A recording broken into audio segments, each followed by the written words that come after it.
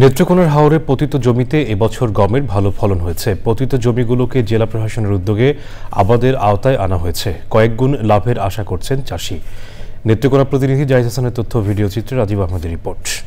Bundle থাকলে প্রতি সেনমানিতে টাকা বাঁচবে। বিকাশ সেনমানি বান্ডেল কিনে জিতুন প্রতি লেনদেনে। বছরের পর বছর পতিত ছিল নেত্রকোনার হাওর অঞ্চলের হাজার হাজার হেক্টর জমি। এসব পতিত জমিকে চাষের আওতায় আনা হয়েছে। কৃষি বিভাগের নিয়মিত পরামর্শে হাওরে ফলেছে ফসল। শুধুমাত্র এবছর হাওরে পতিত জমি চাষাবাদের আওতায় আসায় ১৪০ হেক্টর জমিতে ৪৪৮ মেট্রিক টন গম উৎপাদন হয়েছে।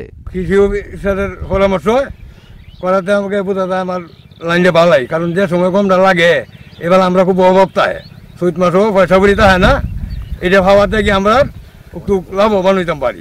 ফলন ভালো তো সার মাটি, তো এই সার মাটি চাইয়াম এবারে মনে হয় এই বীজটি চাইয়াম, আমার তো আর এইটারই দরকার।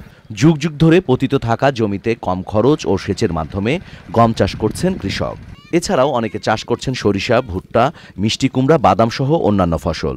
এর পাশাপাশি কেউ টমেটো করতেছে, কেউ মরিচ চাষ করতেছে, আমরা শাকসবজি চাষ করতেছে, এই রসুন, পেঁয়াজ ইত্যাদি নিয়ে আমরা এভাবে নিয়ে একটু আগায় আছি। হাওর অঞ্চলে এই প্রথম ১৪০ হেক্টর পতিত জমিকে গম চাষের আওতায় আনা হয়েছে বলছে কৃষি বিভাগ। এখানে হচ্ছে যে কৃষক যে গমটি চাষ করতেছে, আমরা সাধারণত উন্নত জাতের গমগুলো আমাদের কৃষকদের দিয়ে থাকি এবং কৃষকরা চাষ করে থাকে, এবং কৃষকদের আমরা নিয়মিত পরামর্শ দেওয়ার ফলে কৃষকরা হচ্ছে কি যে গম চাষের দিকে কিন্তু আগ্রহ বাড়ছে। হাওরের পতিত জমিসহ জেলার উপযোগী জমিতে গম চাষ বাড়লে মিটবে খাদ্য ও পুষ্টি চাহিদা, বলছেন সংশ্লিষ্টরা। Rajib Ahmed, channel I.